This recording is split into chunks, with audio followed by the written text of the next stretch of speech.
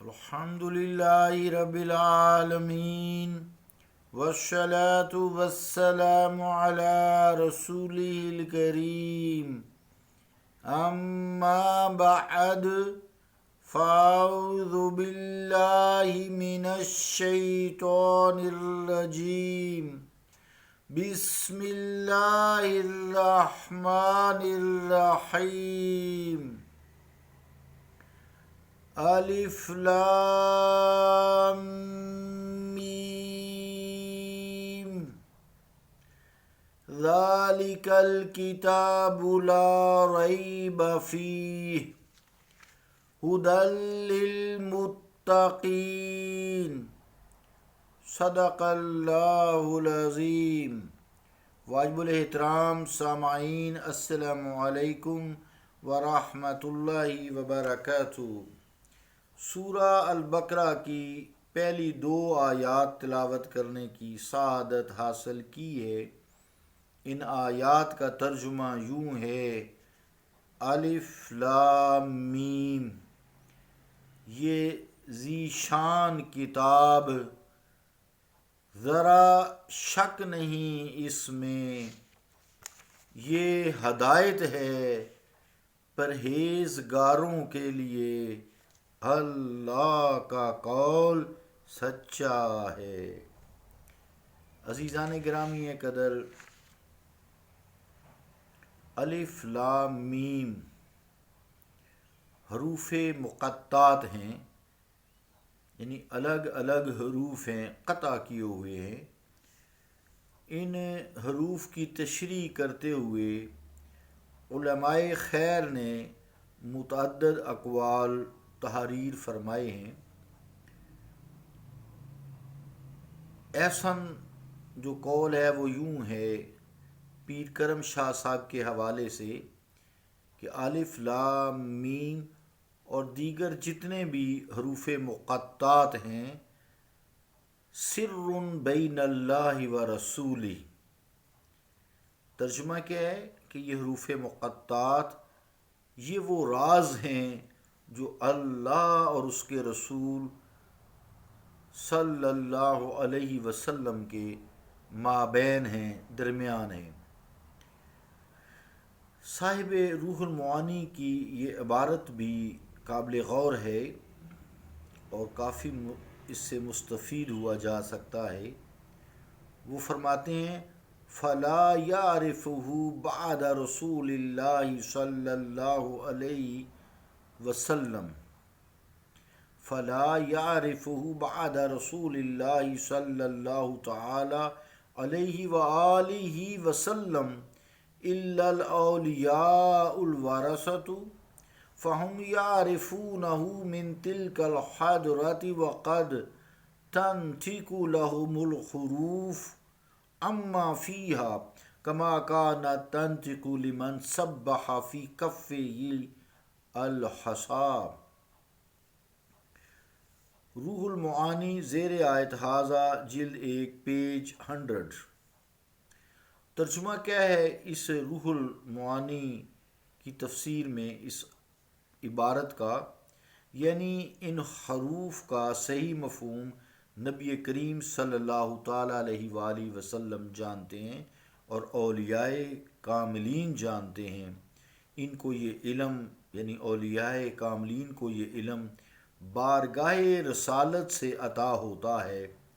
بعض اوقات یہ حروف خود اپنے اسرار کو اولیاء کرام سے بیان کر دیتے ہیں، جیسے یہ حروف اس ذات پاک سے گویا ہوئے، یعنی گفتگو کی، جن کی ہتھیلی میں کنکریوں نے اللہ تعالیٰ کی تسبیح بیان کی تھی۔ آیت نمبر 2 میں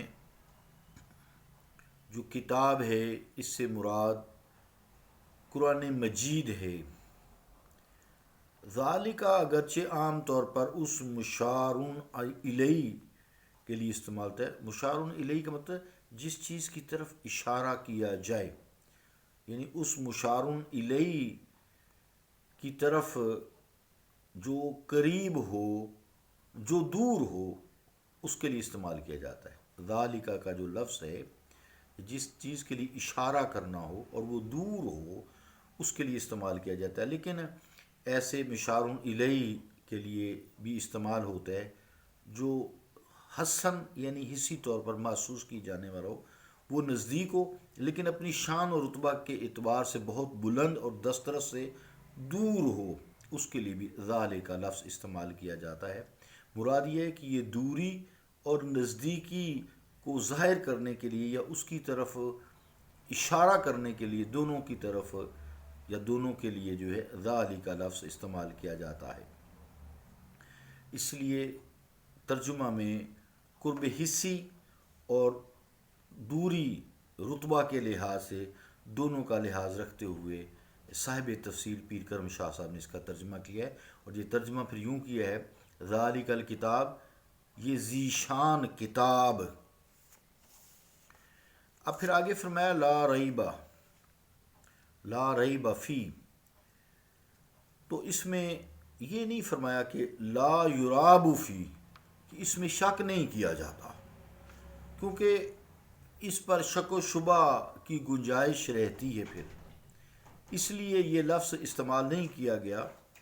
اگر ایسا لفظ استعمال کیا جاتا تو پھر شک و شبہ کی گرد اڑانے والوں کی نہ اس وقت کمی تھی اور نہ آج کمی ہے، بلکہ فرمایا اللہ رب العالمین نے اپنے کلام میں لا ریب فی، یعنی اس کے واضح دلائل، اس کی روشن تعلیمات، اس کے بیان کردہ تاریخی واقعات اور اس کی پیشین گوئیاں حق و صداقت کے وہ بلند مینار ہیں جہاں شک و شبہ کا غبار تک بھی نہیں پہنچ سکتا۔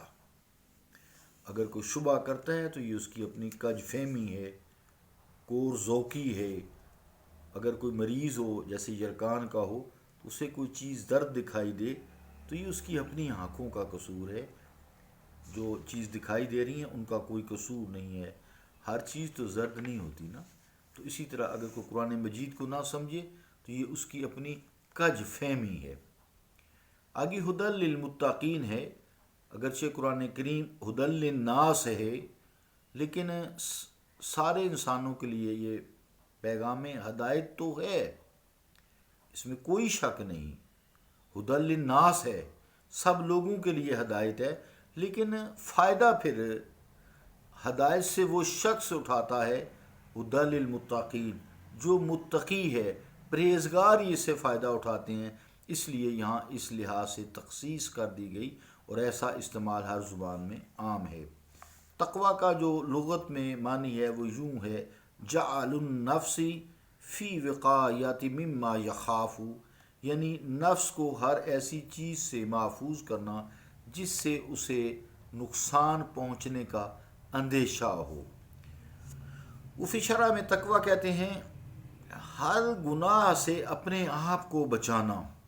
اس کے بے شمار درجے ہیں، ہر شخص نے اپنے اپنے درجہ کے مطابق اس کی تعبیر فرمائی ہے۔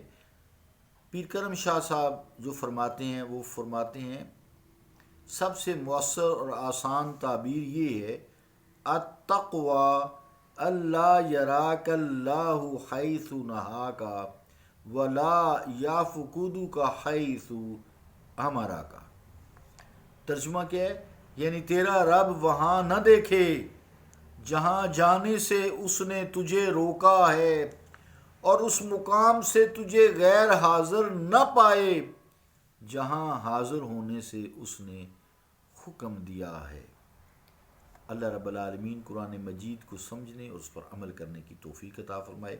صلی اللہ تعالی علی رسول خیر خلقہ محمد وعلی آلہ واصحابہ اجمعین برحمتک یا ارحم الراحمین۔